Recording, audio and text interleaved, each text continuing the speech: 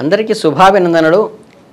ఈ విశ్వవసునామ సంవత్సర నూతన సంవత్సర ఉగాది శుభాకాంక్షలు మనస్ఫూర్తిగా.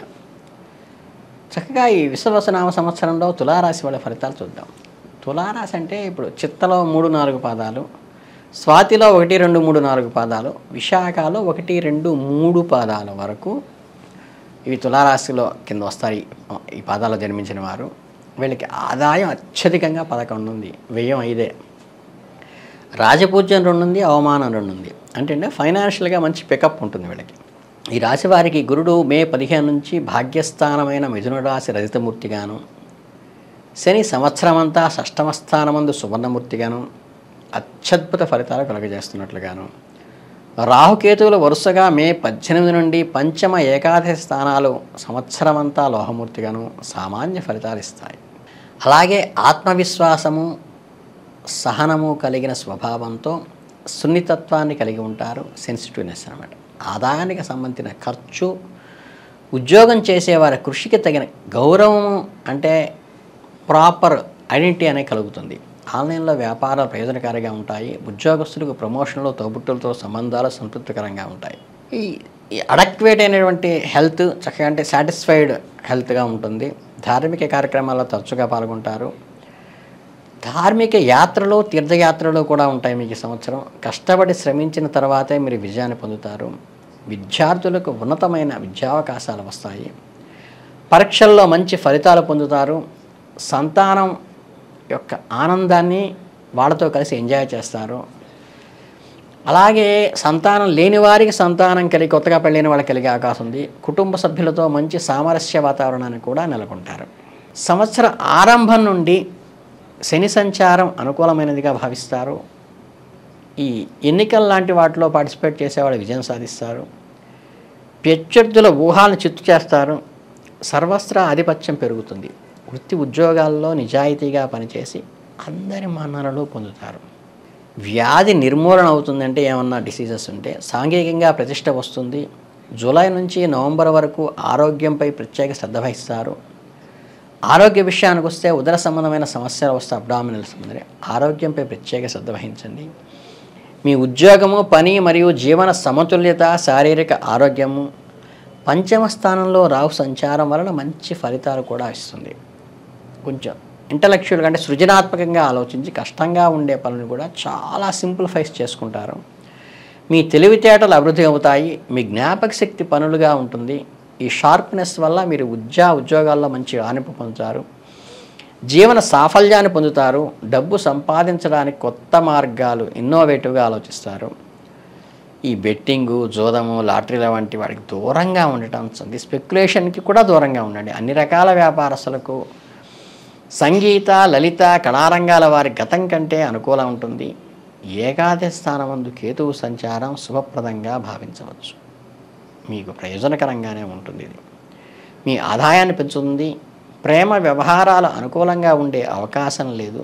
మీ సీనియర్ల మద్దతు మీకు లభిస్తుంది. కార్యాలయంలో ఆధిపత్యం పెరుగుతుంది. మీ పెద్ద తోబుట్టువులతో మీకు కొంచెం అసౌకర్యం కలగవచ్చు. వారి ఆరోగ్య సమస్యలను మిమ్మల్ని ఇబ్బంది పెట్టవచ్చు. ఇకపోతే తులారాశి వారి సంవత్సరం అంతా శ్రీ మహావిష్ణువు కానీ, లక్ష్మీ గణపతి కానీ ఆరాధన చేయటం వల్ల సమస్యలను అధిగమించి మరిన్ని సత్ఫలితాలు పొందే అవకాశం అదృష్టవంతులుగా చెప్పవచ్చు. ఇక మాసాల వారీగా తీసుకుంటే ఈ 12 మాసాలు ఈ ఆంగ్ల మాసమైనటువంటి ఏప్రిల్ 25లో యోగ, ధ్యానం వంటివి ఆరోగ్య సూత్రాలు పాటిస్తారు. వికసిత వదనంతో అంటే స్మైలీ ఫేస్తో, నిత్యవనంతో చాలా అట్రాక్టివ్గా ఉంటారు. ఎంత కఠినమైన పైనైనా ఎంతో సులువుగా చేయగలుగుతారు. ఆయుష్ వృద్ధి పొందేటువంటి పనులు మీరు ఈరోజు చేస్తారు ఈ మాసంలో. అలాగే మే మాసానికి వస్తే అధికారం మీ పరం అవుతుంది. ఇతరులను శాసించాలనుకోవటం హేతు అవుతుంది. కుటుంబ సౌఖ్యం ఉంటుంది.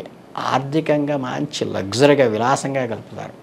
ఇకపోతే జూన్ మాసానికి వస్తే ఊపిరితిత్తులకి, అప్పర్ రెస్పిరేటరీ ట్రాక్ట్ ఇన్ఫెక్షన్స్ అంటే ఛాతి సంబంధమైన ఇబ్బందులు కలుగుతాయి. భూస్థిరాస్తుల్లో మార్పు వల్ల కూడా కలుగుతుంది ఈ మాసంలో. కనుక ఇది గుర్తుపెట్టుకోవాల్సిన విషయం. ఇక ఈ జూలై మాసానికి వస్తే తులారాశి వాళ్ళకి మధ్య వ్యాపారంలో, వడ్డీ వ్యాపారంలో కళ్ళెం పడుతుంది. ప్రభుత్వం నుండి అవరోధాలు కలుగుతాయి. దీర్ఘకాలమైన ప్రణాళికలు రూపొందిస్తారు. కొంచెం ముందు చూపుతో ఆచరించి ప్రమాదం నుంచి బయటపడగలుగుతారు. ఆగస్టు మాసానికి వస్తే శ్రమకు తగ్గ ఫలితం వస్తుంది. జీవితాన్ని ఆనందిస్తారు. ఉద్యోగులకు ఆదాయం, ప్రమోషన్ లేదా ఆదాయంలో కొంత రకమైన పెరుగుదల చాలా సులభంగా వస్తుంది. ఈ కాలంలో ఆర్థిక పరిస్థితి కూడా మెరుగుపడుతుంది. ఈ నెలలో ప్రణాళిక ఫలవంతంగాను మరియు ఆనందదాయకంగాను ఉంటుంది. కుటుంబ సభ్యుల విషయాలను సాధిస్తారు. ఆరోగ్యకరమైన జీవనాన్ని సాధిస్తారు. విలాసవంతమైన జీవితాన్ని గడుపుతారు. అక్టోబర్ మాసానికి వస్తే తులారాశి వాళ్ళకి ఈ నెలలో వైద్య వృత్తి వారికి ప్రోత్సాహకరంగా ఉంటుంది. అహంకారము, అహంభావము తగ్గించుకొని లక్ష్య సాధన వైపు దూసుకు వెళ్ళగలుగుతారు. అనైతిక పనులకు అడ్డుకట్ట వేయగలుగుతారు. నవంబర్ మాసానికి వస్తే ఈ రాశి వాళ్ళకి కొత్త విషయాలు నేర్చుకోవాలనే తపన ఉంటుంది. ఆశావహంగా ఉంటుంది. సన్నిహితు మిత్రులతో కలిసి కార్యసాధన చేస్తారు. అంటే ఎంజాయ్మెంట్, ఆనందకరమైన విషయాలను ఆస్వాదిస్తారు. విద్యార్థులకైతే గోల్ అచీవ్ అవుతారని చెప్పవచ్చు. డిసెంబర్ మాసానికి వచ్చేసరికి ఫలితాలు: తలపెట్టిన పనులు సకాలంలో పూర్తి చేయగలుగుతారు. ధైర్యంతో వ్యవహరించి జయం సాధిస్తారు.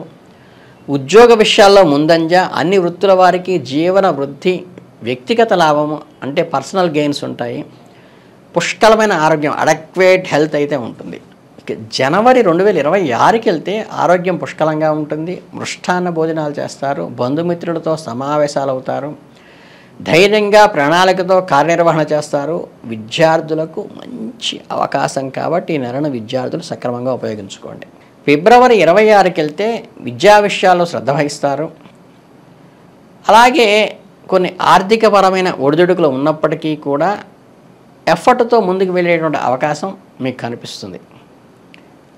ఆఖరికి ఈ ఆఖరి నెల అయినటువంటి ఈ మార్చి 26కి వచ్చేసరికి ఏంటంటే మీకు ఆర్థిక పురోభివృద్ధి, వృత్తిలో అభివృద్ధి, కొద్దిగా మీకు ఏంటంటే బ్యాలెన్స్డ్ షీట్ వేసుకుని ముందుకు వెళ్ళాల్సిన పరిస్థితి కూడా వస్తుంది. క్రమశిక్షణతో నడుచుకున్నట్టయితే ఆర్థికంగా మీరు అనుకున్నటువంటి ఫలితాలను సాధిస్తారు.